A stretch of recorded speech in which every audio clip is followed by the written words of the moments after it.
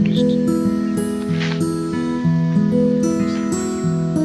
जय हिंद साथियों, मैं मेरे YouTube चैनल पे आप सभी का स्वागत करता हूं। मैं और श्रवण जी आपके लिए आज जो बुकलेट की बातें थी, यानी आपको कौन सी बुक पढ़नी है या कौन से नोट्स पढ़ने हैं, क्या ऑफलाइन कोचिंग करनी है या ऑनलाइन कोचिंग करनी है, तो वो सब बताएंगे हम वीडियो के माध्यम से। तो श्रवण जी, पहला तो यही प्रश्न है कि बच्चा जो बेसिक 12th करके आया है उसको फर्स्ट में ऑनलाइन ही लेना चाहिए या ऑफलाइन लेना चाहिए? देखो, अगर आपने 12th हाथों हाथ ही की है तो आपको ये देखना चाहिए कि ऑफलाइन कोचिंग होती है, उसके अंदर आपको प्रवेश लेना चाहिए। मतलब अगर आपके पास संभव हो संसाधन तो आपको ऑफलाइन कोचिंग के अंदर नहीं जाना चाहिए। क्योंकि आप अभी स्कूल से निकले हो, आपने कोई भी ऐसा व्यक्ति हो जो 8 सब्जेक्ट से है, उसका मैथ कमजोर है, तो वो क्या है कि 1, 2, 4, 5, 7 महीनों में मैथ को भी मजबूत कर लेता है और रीजनिंग को भी मजबूत कर लेता है, ताकि वो क्या आगे कॉम्पिटिशन एग्जाम में फायदा दिला सके। एक सर ऑनलाइन का मैं ये भी बता देता हूँ कि सबसे बड़ा नुकसान क्यों है, क्योंकि जैसे बच्चा 12वीं करके आता है ना, उसको अपने फ्यूचर के बारे में इतना पता नहीं होता, तो वो क्या है फ़ोन में भी ज़्यादा एग्रेसिव होता है। बिल्कुल। और 12th के बाद उसको जस्ट ऑनलाइन कोर्स मिल गया तो ऑनलाइन तो नेट से चलेगा और मैसेज वगैरह आएगा तो वो भी उसको दिखेंगे, सब फ़ोन वगैरह ऑन करना पड़ेगा उसको, तो वो पढ़ाई अच्छे से कर नहीं पाएगा।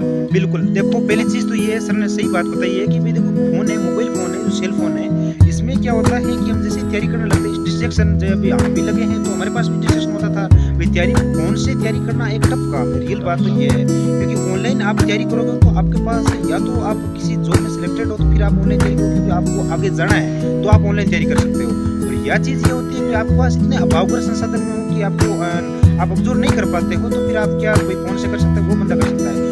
और ऐसा नहीं है कि भाई हम सीधे अब 12th की है हाथों हाथ हम फ़ोन लेकर बैठ गए, फ़ोन से तैयारी कर ले, ऐसा संभव नहीं होता है। फ़ोन से तैयारी करने के लिए कम से कम 2-3 साल आप एक्स्ट्रा मैटर के लिए फ़ोन जरूरी है। एक्स्ट्रा मैटर नया बंदा है वो तो सर वैसे एक तो क्या है, डेडिकेटेड वैसे ही नहीं होता वो। बिल्कुल। और उसको इतनी समझ भी नहीं होती कि अपने को फ़ोन में कितना टाइम स्पेंड कर। बिल्कुल। इसलिए बच्चा शायद फेल हो जाता है उसके अंदर। बिल्कुल। और ऑफलाइन में क्या, उन पर पाबंदी भी रहती है, डेली आना जाना, और ये वो धैर्य भी पढ़ाने का कोशिश ऑफलाइन कोचिंग ज़्यादा करती है। क्योंकि 12वीं पास के जो भी बच्चे होते हैं वो उनकी इतनी सर समझ नहीं होती। मैं चीज़ ये, क्योंकि अब 12वीं पास जल्दी की है, अब हमें क्या चाहिए कि भाई हमें एक बार आनंद चाहिए। हम सोचते हैं भी स्कूल से छुट्टियां हो गई है तो अब ऐसा सोचते हैं भी अब हम बड़े हो गए हैं, 12वीं कर ली है और अब हम तो कोई नहीं, बड़े हो गए, हमारे पास फ़ोन भी आ गए, हमारे पास संसाधन भी आने लगे, इसका मतलब हम बड़े हो गए। लेकिन रियली बात ये है कि असली ज़िंदगी तो 12वीं के बाद में ही शुरू होती है। फ़ोन से क्या है, ज़्यादा फ्रेंड सर्किल भी बढ़ेगा। बिल्कुल बिल्कुल, ये सर। तो अभी अपने ज़्यादा वीडियो लंबी हो जाए न हो, इसलिए अपने क्या करें कि जो इनका मेन था, जैसे राजस्थान पुलिस में जीके के लिए क्या पढ़ें, राजस्थान के लिए क्या पढ़ें, तो वो तो अपन ने बता ही दिया। अगर ये ऑफलाइन कोचिंग करेंगे तो वहाँ से पूरा कंटेंट। देखो, पहली चीज़ तो ये है कि मैथ, रीजनिंग और जीके के लिए अगर ऑफलाइन कोचिंग करें तो उसकी कोई अवॉइड नहीं कर सकता है। और बाकी बात ये रही कि कोई ये चाहता है कि मैं ऑनलाइन कोचिंग करके भी मैं ऑब्जर्व कर पाऊँ, तो उसके लिए चीज़ ये है कि आप देखो, इसमें जैसे राजस्थान पुलिस में कंप्यूटर के लिए दक्ष पब्लिकेशन की बुक आती है, वो बहुत ही शानदार है। उस बुक में क्या है कि सर एक तो बहुत अच्छे नोट्स बनाए हुए हैं, उसके बहुत तगड़े, और उसके बाद इतने अच्छे POQ दे रखे हैं उसके अंदर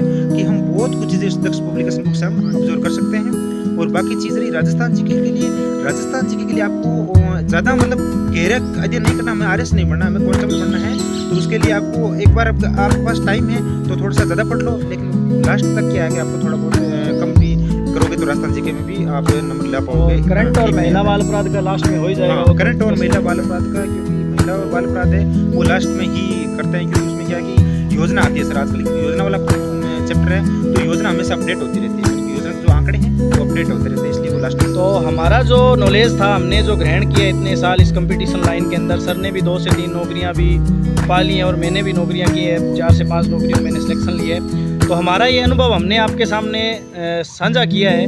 तो आपका ये मकसद, यानी ये कर्तव्य बनता है कि आप वीडियो को शेयर करें और हमारे चैनल को फॉलो करें, ताकि और भी बच्चे हैं वो हमारे से गाइडेंस ले सकें। तो जय हिंद, जय भारत।